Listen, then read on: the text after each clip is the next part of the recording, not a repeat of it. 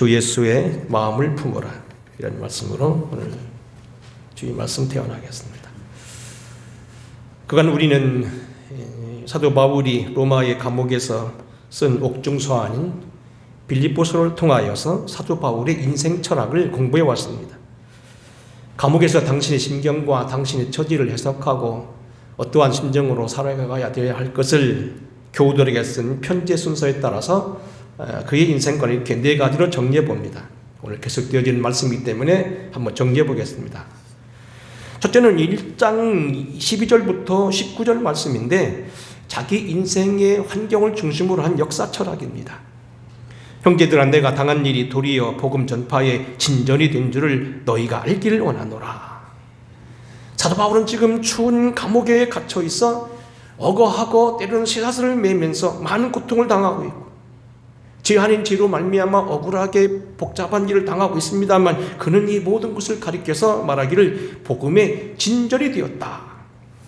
더구나 이렇게도 말합니다. 나의 매임이 그리스도 안에서 모든 시대안과 그 밖의 모든 사람에게 나타났으니 그들은 나의 괴로움에 더할 줄 알고로 순수하지 못하게 다툼으로 그리스도를 전하고 어떤 사람은 나의 복음을 변증하기 위하여 세우신 줄 알고 사랑으로 했다. 그러면 무엇이냐? 겉으로 하나 참으로 하나 무슨 방도로 하든지 예수가 증거되면 나는 그를 인하여 기뻐하고 나는 그로 또한 기뻐하리라. 당신이 당한 일이 결코 서운한 일이나 섭섭한 일이나 이 일이 문제가 될 것이 아니고 퇴보가 아니고 진전이고 감사한 일이고 이래 하나 저래 하나 감옥 바깥에서 나를 대하는 사람도 있어도 난 그를 개의치 않겠다는 이야기입니다. 하나님이 내가 당한 모든 일들을 결코 퇴보로 아니고 진전을 삼으셨다. 두 번째는 1장 20절 이하로 26절 말씀입니다. 삶과 죽음을 초월한 신앙입니다. 나의 간절한 기대와 소망을 따라 아무 일에든지 부끄러워하지 아니하고 지금도 전과 같이 온전히 담대하여 살든지 죽든지 내 몸에서 그리스도가 존귀하게 하려 하나니. 21절 이는 내게 사는 것이 그리스도니 죽는 것도 유익함이라. 감옥에 갇혀있어 임박한 그러한 십자가의 이런 순교를 생각한다면 아라리 딱 떠나고 마음고생할 거 없고 몸 고살풀 거 없고 그 좋은 천국 들어간다. 3층 천까지 오른 날이 내가 무엇이 두려우랴. 천국 다녀온 분들 얘기 들으면 사도 바울이 거기 있다는 걸 봤다는 거지요. 담대한지 살든지 죽든지 내 몸에서 그리스도만 존귀하게 되려 합니다. 사는 것도 그리스도고 죽는 것도 그리스도니 문제될 것 없다. 죽음과 삶을 초월한 신앙입니다. 하지만 그럼에도 불구하고 사는 이유도 분명합니다.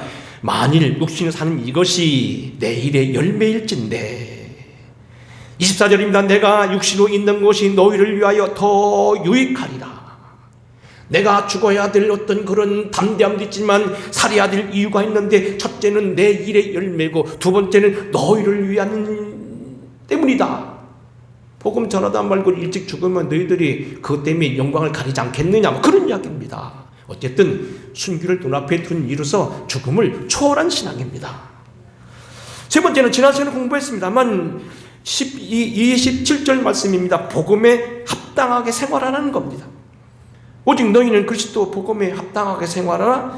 이는 내가 너희의 가보나 떠나 있으나 너희가 한 마음으로 서서 한 뜻으로 복음을 위하여 협력하는 것과 특별히 사도 바울이 오늘 여기 고린도전서 이 빌립보서 1장 27절 이하로 말하며 복음에 합당하게 행하는 건 딱 두 가지입니다. 마음을 같이 하라는 겁니다. 첫째는 우리가 오늘도 아침에 좀 나올 때도 넥타이를 무슨 색깔로 차고 나갈까? 옛날에는 빨간 넥타이 쳤대요. 목사들이 못 찾는데 요즘에는요 젊음의 표시를 막 차고 다니죠. 그래서 뭐 분홍색을 가끔가다 차는데 오늘은 좀 차분하게 겸손하라고 하니까 좀 차분한 색깔 해야겠다 해서 제가 이 색깔을 골랐습니다만 사실 넥타이부터 매는 것이 자기에게도 갈등이 있다는 거예요. 그러니 오늘 여기 남녀가 다릅니다. 환경이 다르고 가문이 다르고 배움이 다르고 학식이 다르고 가진 것이 다르고 문화가 다르고 전통이 다른 사람들이 모였으니 교회에서 어떻게 하나가 되겠느냐. 부부가 각기 다른 환경에서 만났는데 어찌 뜻이 같으겠느냐. 아무 소리 못하고 사는 것도 문제가 있다는 겁니다. 옛날 말씀대로 총으로 쏴 죽일까 봐서 참고 있다는 겁니다. 그런데 놀라운 건 뭐냐면 그 다음 절입니다. 28절에 보면 복음에 합당한 생활을 또 무엇이 나오냐면 무슨 일이든지 대적하는 자들 때문에 두려워하지 아니하는 이 일을 듣고자 함이라. 어려운 일을 당해도 놀라지 않고 대적하는 것, 때로는 담대하게 서는 것도 복음에 합당한 삶이라는 겁니다. 그 이유는 뭐냐면 그들에게는 멸망의 증거지만은 너희에게는 구원의 증거요 하나님께 난 것이기 때문에 그렇다는 겁니다. 요즘에도 보면 여러 가지 문제 때문에 헌법소원이 일어나고 뭐 그런 일이 있습니다만 때로는 우리가 할 말은 해야 되고 아닌 것은 아니라고 말하고 필요 이상으로 교육 압박당하는 것 가만히만 당하지 말라는 겁니다. 대적하는 자들로 때로는 두려워하는 것은 그건 하나님 앞에 합당한 생활이 아닐 수 있다는 겁니다. 네 번째로는요, 지난주 마지막 시간에 했습니다만 고난도 받아야 된다는 겁니다. 다음 주면 여러분들이 아마 한 50페이지 내지 60페이지 정도 되는 책자를 하나 받아볼 터인데 작년에 우리 창립 50주년 기념 행사로 내려고 했던 것을 못 내고 이번에 나오기로 했어요. 지금 웬만큼 타이핑 쳐놔서 뭐 지금 편에도 한 4, 50페이지 들고 일반 책 내던 사람들이 늘려내면 80페이지, 100페이지 정도 지금 책이 나올 수 있어요. 근데 여러분들이 우리 김동실 권사님 비롯해서 김홍숙 집사님, 뭐 장로님 네 분, 저쪽에 뭐 한정화 권사님 뭐 이런 분들 막 글을 내주셨고 그랬는데 제가 은혜를 받았습니다. 거기 보니까 이런 글이 나왔어요. 어떤 분이 여러분 이제 책을 받아보면 그게 누군지 아실 거예요. 개업을 하려고 계약을 딱 하기로 했는데 상거래를 많이 하는 뭡니까? 대동창포 주인이 찾아와서 얘기합니다. 속장님, 거기는 위험합니다. 그 집은 돈은 버는데 들어가면 다 아파서 죽어나가다시피 하는 곳이라 위험합니다. 계약을 취소해야 됩니다. 그랬다는 거예요. 굉장히 걱정이 돼서 이철규 목사님 네 분에게 상의를 했더니 이철규 목사님이 대답하기를 뭐라고 하냐면 집터가 세면 기도로 누르면 더 축복이 된다. 그래서 거기 있기를 결심하고 기도를 시작했다는 거예요. 그날 밤이 꿈을 꿨다는 겁니다. 구척장사 되는 사람이 큰 도끼를 가지고 와서 가게에 들어오더니 가게 벽을 향하여 도끼로 막 3번 막 내려치는데 이상하게 돼요. 껍데기만 좀 벗겨지고 멀쩡하더라는 거예요. 이 사람이 에이씨 여기는 안 되겠네 하고서 도끼를 들고 바깥으로 나가버려가지고 다른 집으로 들어갔는데 그 앞에 있는 어디 식당 들어간 그 집이 그 뒤부터 난리가 났다는 겁니다. 여러분 영적인 싸움, 싸워야 될 싸움이 있다는 거예요. 눈으로 보는 것이 혈과 육에 대한 싸움만이 아니라는 겁니다. 영적인 싸움도 있어 영적 싸움을 해야 되기 때문에 당연히 우리에게 이러한 고난도 있어야 된다는 겁니다. 그리스도를 위하여 너에게 주신 것은 다만 그를 믿을 뿐 아니라 또한 그를 위하여 고난도 받게 하려 하심이라. 너희도 그와 같은 싸움을 있으니 너희가 내 안에서 본 바요 이제도 내 안에서 듣는 바니라. 세상에서 너희는 환난을 당하나 담대하라. 내가 세상을 이기었노라. 너희가 세상에 속하였으면 세상이 자기의 것을 사랑할 것이나 너희는 세상에 속한 것이 아니요 도리어 내가 너희를 세상에서 택하였기 때문에 세상이 너희를 미워하느니라. 우리가 빛의 아들이요 하나님의 아들이요 그리고 선행을 하는 그런 사람이요 하나님의 일꾼으로 세웠으니 세상 것들이 어두운 것들이 때로는 악한 세력들이 세상에 속한 것들이 우리를 핍박하지 않겠느냐는 겁니다. 자녀이면 상속자 곧 하나님의 상속자니 그와 함께 영광도 고난도 함께 받아야 될지니라. 영적인 싸움이 있다는 겁니다. 자, 이제 이것이 바로 지난주일까지 공부한 말씀이고 이제 오늘은 5번째인데 6번째인데 5번째는 오늘 하고 6번째는 다음 주에 해야 되겠습니다. 5번째입니다. 여기는 뭐가 나오냐면 사도 바울의 소위 대외 생활관입니다. 바로 그동안 내가 죽음을 초월한 신앙이여 역사의 진보로 바라봤고 죽을 각오도 되어 있고 죽음을 초월했고 믿음을 살려고 복음에 합당한 생활하는 것도 중요하지만 대인관계는 어떻게 해야 되느냐.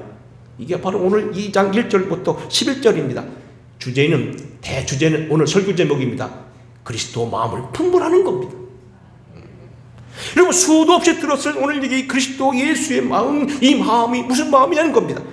우선 구체적으로 1절로 4절이 방법이 나옵니다. 같이 한번 읽어보겠습니다. 2장 1절부터 4절입니다. 자, 시작. 그러므로 그리스도 안에 무슨 권면이나 사랑에 무슨 위로나 성령의 무슨 교제나 긍휼이나 자비가 있거든 마음을 같이하여 같은 사랑을 가지고 뜻을 합하여 한 마음을 품어 아무 일이든지 다툼이나 허용으로 하지 말고 오직 겸손한 마음으로 각각 자기보다 남을 낮게 여기고 각각 자기 일을 돌볼 뿐더러 또한 각각 다른 사람들의 일을 돌보아 나의 기쁨을 충만하게 하라. 오늘 여기 보면은 구체적으로 그러면 우리가 대인관계, 대사회적인 관계, 그리고 오늘 예적인 삶을 어떻게 살 것이냐 1절로 4절로 구체적인 방법이 4가지로 나오는데 헬라어는 공부해 보면요, 헬라 이제 글이 짤막 하면서 어디서 끝나고 어디까지 한 게인지 모르게 이게 고대 헬라어의 특징이에요. 제가 헬라어를 여러 학교 공부했다겠죠. 근데 문제는 뭐냐면 제가 여기서 편의상 4가지로 나눕니다. 뭐 10개 이상 나눌 수 있지만 편의상 4가지로 나눕니다. 첫째는 뭐냐면 1절, 2절입니다. 한 마음을 가지고 뜻을 합하여 서로 마음을 합하라는 겁니다. 그래서 여기 2절 보면 말합니다. 마음을 같이하여 같은 사랑을 가지고 뜻을 합하여 한 마음을 품으라. 이미 복음에 합당한 생활이라고 하는 것은 1장 27절에 나온 말씀이에요. 다른 것이 있다면 1절입니다. 그러므로 그리스도 안에 무슨 권면이나 사랑의 무슨 위로나 성령의 무슨 교제나 긍휼이나 자비가 있거든. 1장 28절 29절에 나오는 말씀은 복음에 합당한 거기 한 뜻은 일반적인 자기 마음의 어떤 내적인 면이란다면 여기는 이적인 것, 은사적인 것, 성령을 통한 어떤 그러한 귀한 영적인 걸 말하고 있어요. 모든 권면이나 사랑이 무슨 위로나 성령의 교제나 긍휼이나 자비가 있거든. 이런 얘기일 겁니다. 은사를 가졌다고 먹이지 말라는 거예요. 성령의 은사가 자기의 전형물인 것처럼 때로는 먹이고, 목사들 중에서도 교회가 부흥되면요 작은 교회 목사들이 보이지 않는 경우가 있다고 그래요. 응? 아주 좋은 건 아니죠. 친구가 돈을 벌으면 친구가 안 보인다는 겁니다. 그러지 말라는 겁니다. 사랑의 무슨 권면이나 위로나 성령의 교제나 긍휼과 자비가 있거든. 은사자들 대외적인 삶에 더 조심하라 그런 얘기. 두 번째는 어렵지 않습니다. 아무 일에나 다툼이나 허용으로 하지 말고 3절입니다. 허용이라는 말은 헬라 본문 말로 케노독시안이라는 말인데 케노스라는 말과 독사라는 말로 이 두 가지가 돼서 케노독시안 이렇게 되어 있습니다. 케노스라는 것은 내용이 없다, 껍데기라 그런 소리고 독사라고 하는 말은 헬라어로 영광이라는 겁니다. 다시 말하면 허용이라는 게 뭡니까? 영광 없는, 내용 없는 영광. 망해가는 것이 뻔한데도 불구하고 잘 산다는 겁니다. 벌써 수치가 많아져 있고 사람들이 못 살겠다고 죽었다고 하는데 잘 되고 있다는 겁니다. 거짓 아닙니까? 나쁜 사람들이에요. 다툼이 허용이 말.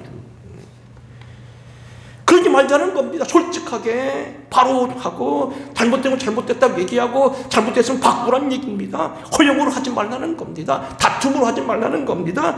뻐기지 말라는 겁니다. 세 번째입니다. 3절 하반절입니다. 오직 겸손함으로 각각 자기보다 남을 낮게 여겨라. 특별히 당시 헬라 철학이나 로마 철학에서는 겸손함이 저들에게는 때는 굴욕이나 비굴함으로 보는 경우가 많이 있었다는 겁니다. 로마의 시작이 여러분 알다시피 칼로 시작했습니다. 그리스의 시작이 결국 알렉산더의 칼로 시작됐습니다. 말을 타고 전 세계를 지배하는 싸움으로, 전쟁으로 거듭됐었습니다. 당시 용맹한 남자가 최고였습니다. 그런 반면에 예수 그리스도는 저들에게는 약자로 보였고 아주 비굴한 거로 봤다는 겁니다. 아니라는 겁니다. 우리는 오늘도 때로는 뭡니까? 겸손한 마음으로 각각 남을 낮게 여기고 때는 낮출 때는 낮추고 자기 십자가를 지라는 겁니다. 남의 말을 들을 때는 들어줘야 된다는 겁니다. 우리가 성경에 보게 되면 자기 주장을 너무나 하고 때로는 뭡니까? 다른 사람 말을 너무 많이 들어서 왔다 갔다 하는 것도 문제지만 때로는 남의 말을 너무 철벽같이 귀를 닫고 안 듣는 것도 문제가 있습니다. 창세기 8장 이후에 보게 되면 노아에 대한 기록이 나오는데 노아의 방주가 나오는데 노아의 때 사람들이 왜 망했습니까? 그 사람 도덕적으로 물론 그럴 수도 있습니다만 사실 원인은 그게 아닙니다. 그 사람들은 윤리적인 범죄로 범죄한 사람들이 아닙니다. 노아의 말을 듣지 않아서 그렇습니다. 세상에 임박하여 방주로 들어가라는 말씀을 저들은 듣지 않았다는 겁니다. 윤리적인 문제가 솔직히 아닙니다. 하나님 말씀을 저들은 우습게 여겼다는 겁니다. 하나님의 말씀을 저들은 뭡니까? 허영으로 듣고 저들의 말을 결국은 거짓으로 들었다는 겁니다. 유명했던 솔로몬도 왜 망했습니까? 르호보암이 왜 문제가 당했습니까? 역대하 35장 32절을 보게 되면 이스라엘 역사가 마지막 때에 요시아라는 훌륭한 임금이 있었습니다. 개혁을 일으키고 종교개혁을 일으켰던 훌륭한 왕인데 왜 이 사람이 갑자기 죽었습니까? 성경이 뭐 이렇게 말합니다. 느보라고 하는 사람, 바로의 느고라고 하는 이태리 이집트 왕이 하나님의 뜻이라고 하면서 빗기라고 하는 것을 듣지 않다가 죽은 겁니다. 역대하 36장 15절을 보게 되면 결국 북이스라엘과 남유다 왕국이 망한 걸 이렇게 말합니다. 그들이 조상 하나님 여호와께서 그들의 백성과 그 거하시는 곳을 아끼사 부지런히 그의 사신들을 그 백성에게 보내어 이르셨으나 그의 백성이 하나님의 사신들을 비웃고 그의 말씀을 멸시하며 그의 선지자를 욕하며 여호와의 진노를 그의 백성에 미치게 하여 회복할 수 없게 하였으므로 그랬습니다. 여러분 한번 생각해 보시기 바랍니다. 어느 정권이고 교회를 함부로 하면 문제가 됩니다. 교회가 완벽하다는 얘기도 아닙니다. 교회는 특별한 권위를 가지고 예외되어야 된다는 얘기 아닙니다. 교회를 까닭없이 핍박하고 공연히 교회를 핍박하는 사람들 치고 결국 그 정권이 얼마 남지 않다가 여러분 앞으로 눈으로 보게 될 겁니다. 신약시대에 많은 사람들이 주님을 거역하다가 얼마나 어려움 당했냐는 겁니다. 바로 남을 나보다 낮게 여기는 신앙이 없었다는 겁니다. 네 번째는 뭡니까? 4절입니다. 다른 사람 일도 돌봐주라는 겁니다. 각각 자기 일을 돌볼 뿐더러 또한 각각 다른 사람의 일을 돌보아 나의 기쁨을 충만하게 하라. 해석이 필요 없습니다. 내 것만 할 게 아니고 다른 일도 도와주고 모른 척하지 말라는 겁니다. 그 일이 사도 바울은 감옥에 있어도 당신에게 기쁜 일이라는 겁니다. 우리가 주님께 기뻐하는 일이 뭡니까? 우리가 선한 일을 하고 다른 사람의 일을 돌아보고 우리가 믿음으로 살아갈 때 주님도 기뻐하신다는 겁니다. 문제는 오늘 여기 보면 1절로 4절까지 크게 제가 지금 여기 네 가지로 분류해서 이렇게 말했습니다만, 그러면 이 모든 것들이 어디서 나오냐? 이게 바로 뭐냐면 예수 그리스도의 본, 결국 예수 그리스도의 마음이라는 겁니다.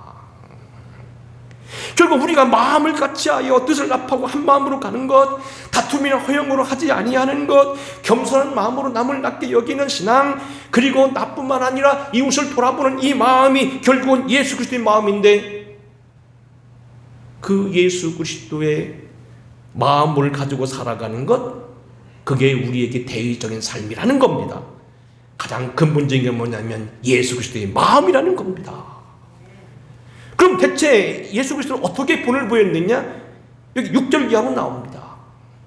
지금 그래서 이게 좀 복잡합니다. 설교가 지금 이렇게 살라고 먼저 말하고, 그 마음의 중심은 예수 그리스도의 마음이란 말하고, 그 예수가 그러면 어떻게 본을 보여줬냐는 겁니다. 6절 이하입니다. 여기도 제가 분석할 때 5가지로 분석합니다. 첫째는 6절입니다. 그는 근본 하나님의 본체시나 하나님과 동등됨을 취할 것을 여기지 아니하시고 그랬습니다. 여러분, 신학 가운데 가장 어려운 교회가 삼위일체 교회이고, 삼위일체 교회는 지금도 아직 완벽하게 설명한 사람이 없다는 겁니다. 아무 신학자고 유명한 신학자도 삼위일체 완전히 이해한 사람이 없다는 겁니다. 왜? 하나님은 신령한 분이기 때문에 아무도 완벽하게 설명할 수 없다는 겁니다. 삼일체의 그 가장 어려운 게 바로 그겁니다. 기독론입니다. 그는 근본 하나님의 본체라는 말씀입니다. 예수 그리스도가 단순한 어떤 피조물이나 어떤 임금으로서의 왕 정도가 아니라 그분은 하나님과 동등됨을 취할 것을 여겼다. 인류에게는 가장 기쁜 소식입니다. 제가 요즘 가끔 그 표현을 많이 썼습니다만, 이 생각하면 우리가 벌떡 자다가 일어나서 덩실덩실 춤을 출 말씀입니다. 온 우주를 통치하시고 세상을 광대하신 그분, 역사의 주인 되실 뿐만 아니라 시간을 창조하시고 시간 위에 군림하신 영원하신 주님이 당신의 아들 본체를 보내시고 십자가 지셨다. 말구 위에 때는 여기 아기 예수를 나게 하셨다. 대단한 겁니다. 근데 그분이 어떻게 합니까? 7절인 자기 비하입니다. 오히려 자기를 비워 종의 형체를 가졌으니 사람들과 같이 되셨고, 왜 되셨냐는 것은 우리 히브리서 2장 14절에 나와 있죠. 자녀들은 혈과 육에 속하였음에 그도 또한 같은 모양으로 혈과 육을 함께 지님은 죽음을 통하여 죽음의 세력을 잡은 자 곧 마귀를 멸시하고 죽기를 두려워함으로 종로를 타는 이들을 참게 하려 하고, 더 나아가서 저들을 통하여 속량할 뿐만 아니라 시험당하는 자들을 붙들어 주려 함심이라. 여하튼 문제는 자기를 낮추셨다는 겁니다. 세 번째는 그럼 어디까지 낮췄냐면 8절입니다. 자기를 죽기까지, 십자가를 지시기까지 했다는 겁니다. 사람의 모양으로 나타나사 자기를 낮추시고 죽기까지 복종하셨으니 곧 십자가에 죽으심이라. 네 번째는 결과입니다. 예수님을 그대로 두지 아니하고 부활하시고 승격했다는 겁니다. 한번 같이 읽어보겠습니다. 9절 10절. 자, 시작. 이러므로 하나님이 그를 지극히 높여 모든 이름이 뛰어난 이름을 주사 하늘에 있는 자들과 땅에 있는 자들과 땅 아래에 있는 자들과 모든 무릎을 예수의 이름에 꿇게 하셨다. 마지막 선기적인 결과입니다. 11절입니다. 시작. 모든 입으로 예수를 주라 시인하여 하나님 아버지께 영광을 돌리게 하셨느니라. 우리의 죽게 하셔서 우리를 위해서 죄수가 속함을 받은 게 뿐만 아니라 그의 이름을 부르는 자들마다 주님이 되신 이분이 하나님께 영광을 돌리게 하셨고 하나님 나라를 소유하겠다는 그런 얘기죠. 여러분, 가장 중요한 건 뭐냐면 예수 그리스도가 우리 위해 죽으셨는데 그분이 하나님의 본체라는 겁니다. 지금 말씀 그대로 하나님의 본체이신 이분, 하나님의 영광인 이분, 성삼일체가 해석하기 어려운데 어쨌든 하나님의 근본이신 주님이 우리의 십자가 지셨다는 것, 이 일은 정말로 놀라운 일인데, 그러므로 우리는 그 마음을 가지고 살아야 되고, 그런 분이 불금에도 불구하고 우리 위해 십자가 지신 그분을 우리는 따라 살아야 된다는 겁니다.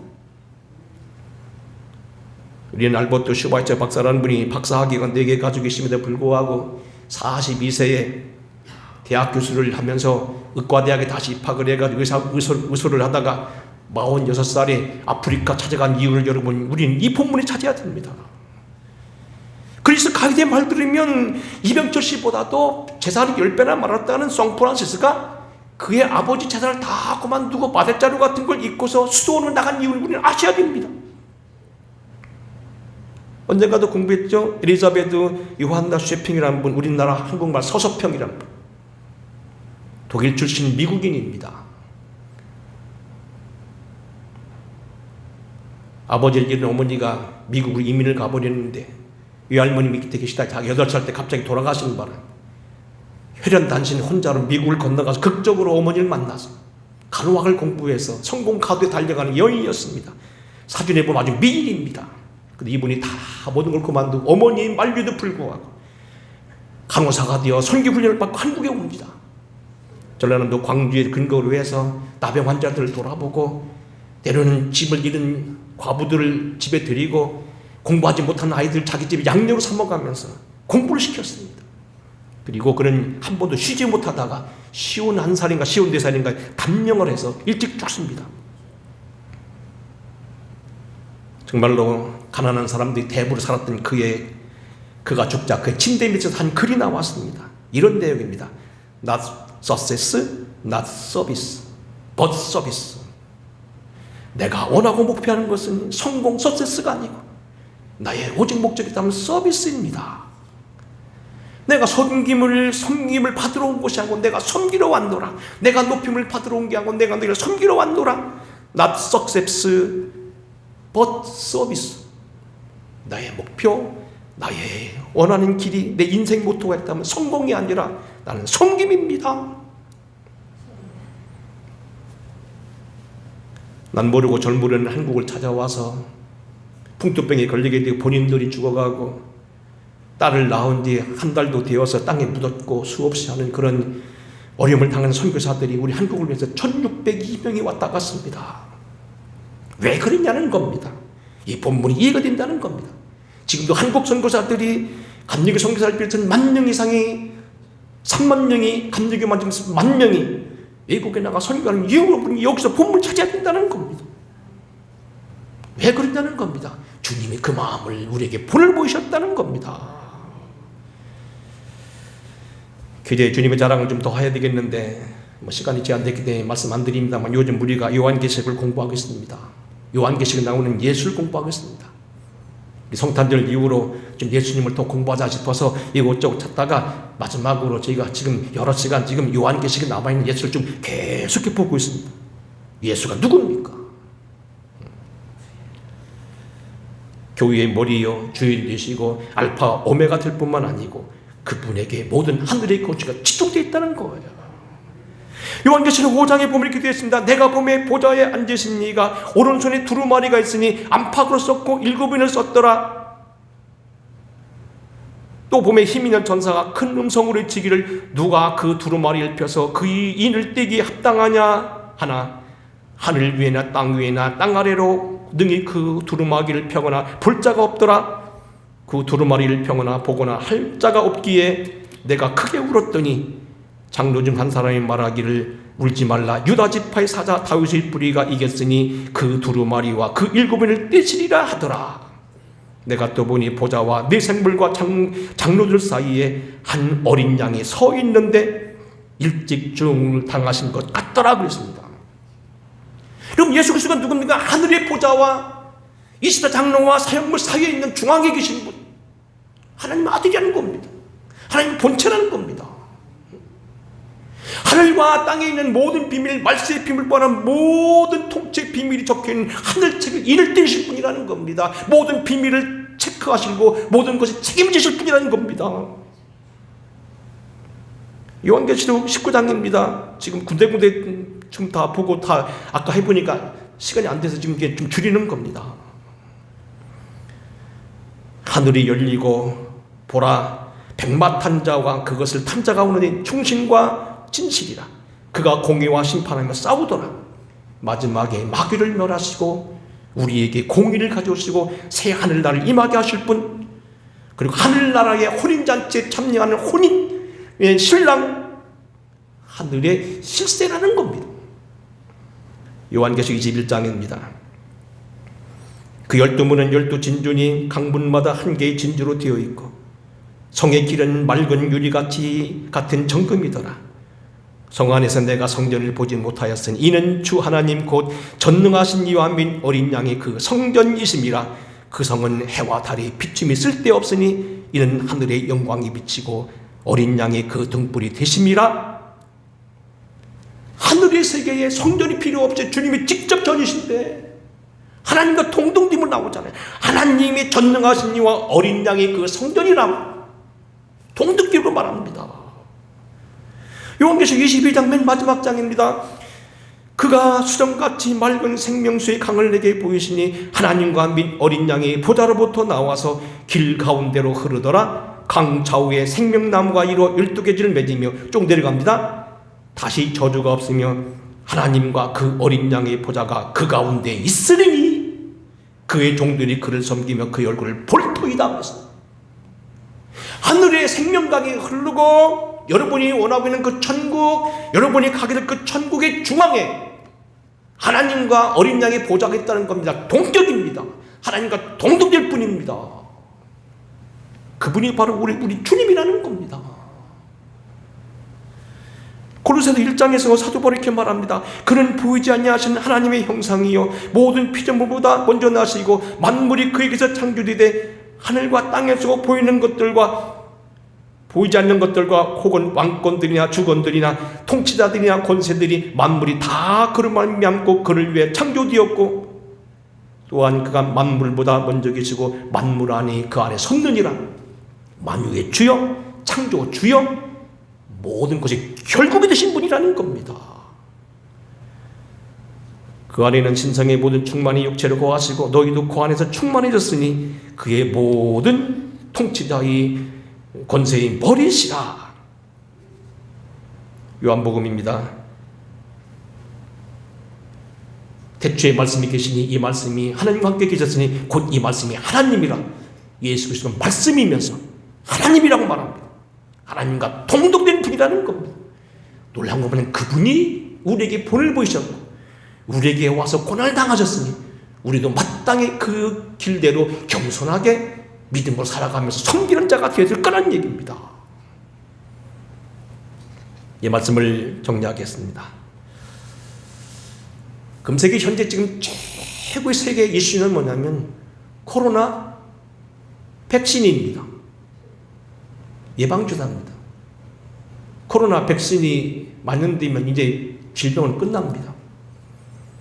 그러니까 오늘도 신문에 그 통계에 보니까 코로나가 아니 뭡니까 콜레라가 막 생겨 예방주사 나왔습니다. 뚝뚝뚝 떨어져 빵으로 갑니다. 소마비 갈타가 백신 나와서 뚝뚝뚝 떨어져 빵으로 갑니다. 홍역 갈타가 백신 나오는데 쭉쭉 떨어져 그냥 끝납니다. 5년 뒤에 다 없어집니다. 폐기력 없어졌습니다. 지금 특별한 사람 안 왔잖아요. 응? 천연도 없어졌습니다. 백신이면 코로나도 끝납니다. 근데 문제는 이 백신을 누가 발견했냐는 거예요. 지난주 화요일 날 신문에 자세히 나왔어요. 펜실베니아 대학교의 드류 와이즈만 교수, 카탈린 카리크라고는 바이오온테크의 부사장, 그 다음에 화이자의 CEO 알버토 볼라, 미카엘 돌스텐 화이자의 최고 과학 책임자, 탈 작스 모더나 최고 의료 책임자, 미국의 현재 코로나 백신을 만드는 1등 공신들이 다 유태인이라는 겁니다. 그리고 그뿐만 아니고요. 그동안 우리 괴롭혔던 이런 콜레라, 소아마비 백신 좀 유태인이 만들었다는 겁니다. 속이 성병에 있던 매독 치료제도 유태인이 만들어냈다는 겁니다. 한때는 1492년도 스페인에서 유대인들 다 몰아내는데 스페인 의사들이 거의 80% 정도 유대인이었다는 겁니다. 특별히 유대인들이 백신 개발이나 의사가 많다는 겁니다. 이유가 뭐냐는 겁니다. 신문 기사는 거기 세 가지를 찾습니다. 첫째는 뭐냐면 성경에 보니까 손을 씻어라 정결의식이 많이 나와 있다는 겁니다. 유태인들은 예수를 안 믿어도 성경은 총통해서 달달달 외우다시피 하고 따라가는 사람들. 그래서 손을 씻는다는 겁니다. 하루에 12번 씻게 돼 있다는 겁니다. 두 번째는 뭐냐면 가정을 지키기 위해서 손을 씻어야 된다는 겁니다. 자녀 교육 아버지가 시킨다는 겁니다. 가정은 하나님의 천국이니 가정을 잘 지키기 위해서 가정을 보호하기 위해서 내가 위생 개념에 대한 아버지가 철저히 가르친다는 겁니다. 세 번째는 뭐냐니까 티쿤 올람 사상이라는 사상이 있는데 이 사상이 뭐냐면 이런 사상이라는 겁니다. 지금 세상은 완전한 세상이 아니고 뭔가 지금 잘못 부족한 것이 있다는 겁니다. 이 얘기 다른 게 아니고요. 창세기 3장에 보게 되면 하나님이 완벽하게 창조해놨을 때 인간의 죄를 범하고 지금 뭔가 지금 치료가 필요한 세상, 뭔가 다시 보충이 필요한 세상, 우리 유태인들이 나서서 막아야 될 그런 것으로 그들은 알고 있다는 겁니다. 그래서 유독 그들은 돈 버는 데도 앞장서지만 의사, 박사, 연구하는데 예방의학에 특별히 그들이 헌신한다는 겁니다. 결국 이게 무슨 얘기입니까? 유태인들은 예수를 부인하고 거부하겠지만 사실 예수가 누굽니까? 성경이 그대로잖아요. 예수님 말하는 성경은 전부 구약입니다. 근데 유대인들은 예수를 부인하고 있지만 사실은 예수를 믿고 있는 거랑 마찬가지라는 겁니다. 언젠가 그들이 다시 예수를 믿게 될 거라는 겁니다. 결국 유대인 사상들의 모든 근본 중심은 사실 예수와 같다는 겁니다.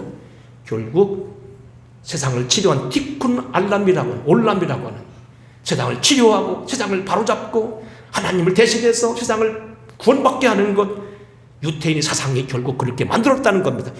다시 말씀하면 그들은 지금 보이지 않지만 사실 예수를 믿고 있는 주 예수님의 정신을 가지고 있다는 겁니다.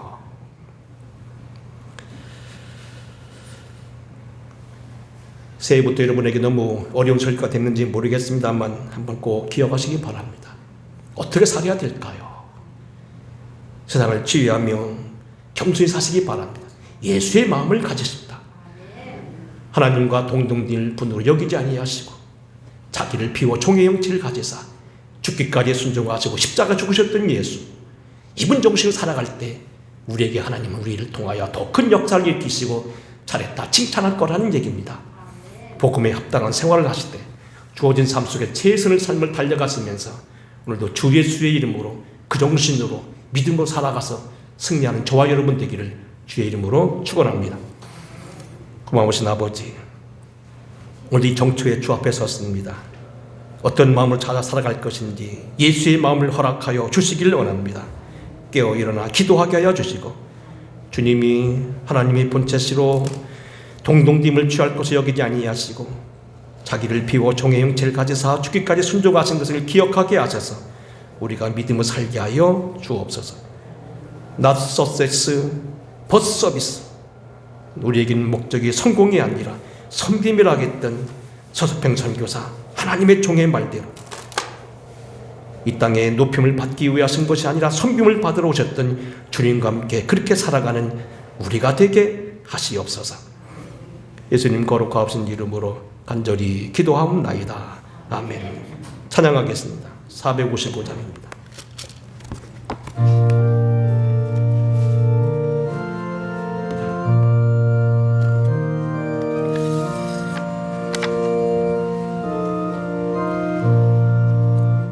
주님의 마음을 본받는 자, 그 마음의 평강이 찾아오며 진악한 세상을 이길 힘이 하늘로부터 임함이로다.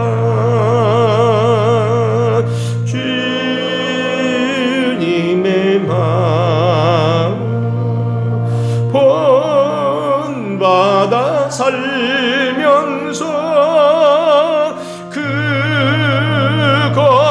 거룩하심 나도 이루리. 주 모습 내 몸에 안 보여도 그 음성 내 귀에 안 들려도 내 영혼 날마다 주를 만나 신령한 말씀 늘 배우도다. 주님의 마음 본받아 살면서